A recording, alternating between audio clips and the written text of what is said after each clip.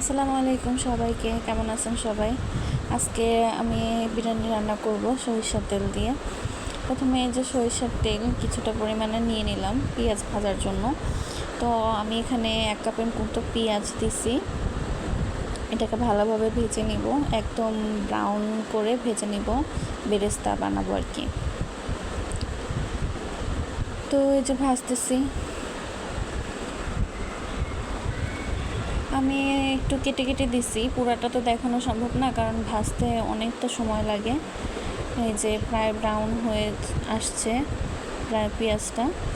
এই যে পেঁয়াজটা ব্রাউন হয়ে গেলে তারপর এটার 3 ভাগের 1 ভাগ হচ্ছে কি আমি উঠায় রাখবো আলাদা একটা প্লেটে, আর বাকি 2 ভাগ রাখবো হচ্ছে সেই কড়াইতে, যে কড়াইতে ভাজছি। এই যে এই পেঁয়াজের বেরেস্তা এটুকু আমি উঠায় রাখছি। তারপরে এই যে মাংস 1 কেজির মতো মাংস দিচ্ছি, হাড় ছাড়া। কেউ চাইলে হাড় সহও দিতে পারে, সেক্ষেত্রে মাংসটা একটু বেশি মানে কষাইতে বেশি হয় এবং রান্না করতেও একটু সময় বেশি লাগে।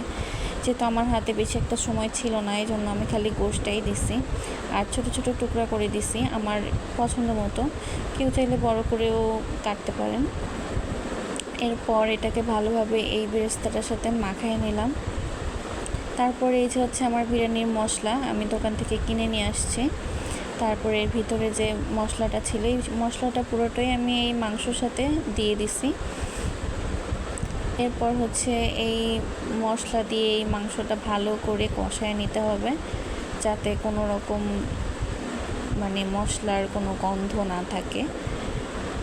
এ তো আমি কষায় নিতেছি, অনেক কিছু স্কিপ করে দিছি এই কষানোর টাইমে, কারণ অনেক টাইম লাগে কষাইতে। আর আমার যেহেতু কোনো স্ট্যান্ড ছিল না, হাতে এক হাতে ফোন, অন্য হাতে এইটা নাড়া অনেক কষ্ট হচ্ছিল, তাই আমি একটু রেখে রেখে ভিডিও করতেছিলাম। এরপর এটা হচ্ছে লেবু আমি 2 টুকরো লেবু দিছি চেপে। আর অনেকে চাইলে, যেহেতু প্যাকেটের গায়ে লেখা থাকে টক দইয়ের কথা, টক দইটা দিলে ভালো হয়, কিন্তু সেক্ষেত্রে টক দইটা আগে নিয়ে ভালো করে ফেটিয়ে তারপর দিতে হবে, যাতে কোনো লাঞ্চ না থাকে। এরপর এটাতে আমি 2 চামচ হচ্ছে গুঁড়া দুধ অ্যাড করে দিচ্ছি। হাতের কাছে টক দই না থাকলে আপনারা লেবু এবং গুঁড়া দুধ দিয়ে ওই টক দইয়ের কাজ করতে পারেন, তবে হাতের কাছে টক দই থাকলে টক দই ব্যবহার করেন। এরপর এটাকে ভালোভাবে মিশিয়ে নিতে হবে এই গুঁড়া দুধটাকে। সরিষার তেল দিয়ে রান্না করা, কারণ আমার হাজব্যান্ডের এমনি তেল খাওয়া ঠিক না, তার আসলে লিভারে চর্বি জমছে, এই জন্য সে অন্য সয়াবিন তেল খাইতে চায় না। আর এরপর হচ্ছে এই যে আমি স্বাদ মতো লবণ দিয়ে দিলাম। আপাতত আমি 2 চামচের মতো লবণ দিচ্ছি, এরপর যদি লাগে পরে আবার দিব, কারণ লবণ তো বেশি হইলে খাওয়া যায় না, কম হইলে নিয়ে খাওয়া যায়, কিন্তু বেশি হইলে তো আর খাওয়া যায় না, তাই আন্দাজে লবণ না দিয়ে টেস্ট করে দিব পরে আবার। এরপর এটাকে ঢেকে রাখছি। এই যে মাংসের ভিতর থেকে এই পানিটা বের হয়েছে, আমি এক্সট্রা কোনো পানি দেই নাই এখনও। এই পানিটা দিয়ে মাংসটাকে ভালো মতো কষাবো, তারপর হচ্ছে এক্সট্রা পানি দিব। এই যে আমার মাংসটা কষানো হয়ে গেছে, ওই পানিটা টেনে গেছে আর অনেক তেল বের হয়েছে। আমি যদিও কম তেল দিছি, কিন্তু মাংস থেকেই অনেকটা তেল বের হয়েছে। এরপরে যে আমি পানি দিয়ে দিলাম, যতটুকু দরকার পানি দিছি, যদি লাগে পরে আবার দিব, যদি সিদ্ধ না হয় লাগলে পরে আবার দিতে হবে। এরপর এটাকে ভালো মতো নেড়ে আবার ঢেকে দিতে হবে। তারপর এই যে আমার মাংসের পানিটা টেনে গেছে, এক্সট্রা যে পানিটা দিছিলাম ওইটা টেনে গেছে, মাংসটাও মোটামুটি সিদ্ধ হয়েছে। এখন এই টাইমে আমি হচ্ছে আলু দিয়ে দিব, কারণ আলু হচ্ছে সবাই অনেক পছন্দ করে, আমার নিজেরও অনেক পছন্দ, যদিও বেশি একটা দেই নাই, যদি আবার ভেঙে যায় সেজন্য। এই যে আমি পানি দিয়ে দিলাম, এটা আবার স্কিপ হয়ে গেছে, আমার ভিডিও করা হয় নাই, এইটা এখন ঢেকে রাখতে হবে। আলুটা হচ্ছে আমি আলু কেটে আলুর গায়ে কাঁটা চামচ দিয়ে ছিদ্র করে নিছি। এই যে আমার আলুটা মোটামুটি সিদ্ধ হয়ে গেছে।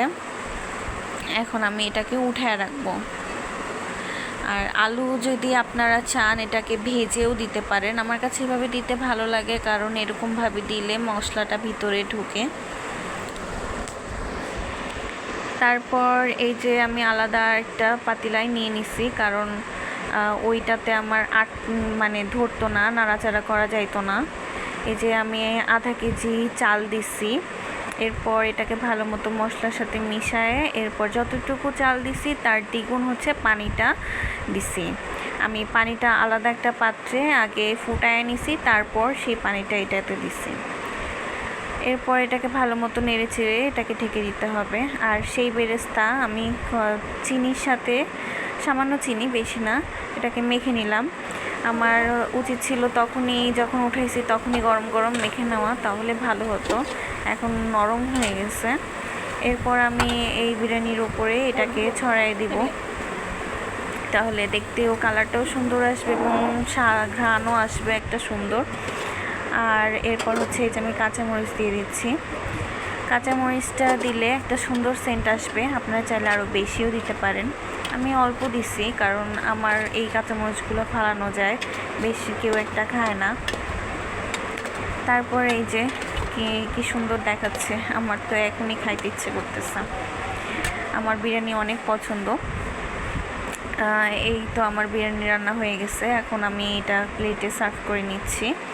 পছন্দ মতো মাংস, আলু টালু যেভাবে যেটা আপনার খেতে ইচ্ছে করে উঠিয়ে নেবেন। এই তো আমার বিরিয়ানি রেডি, আমি এখন খাবো। আল্লাহ হাফেজ, সবাই আমার জন্য দোয়া করবেন আর ভিডিওটি লাইক করে চ্যানেলটি সাবস্ক্রাইব করবেন। আল্লাহ হাফেজ।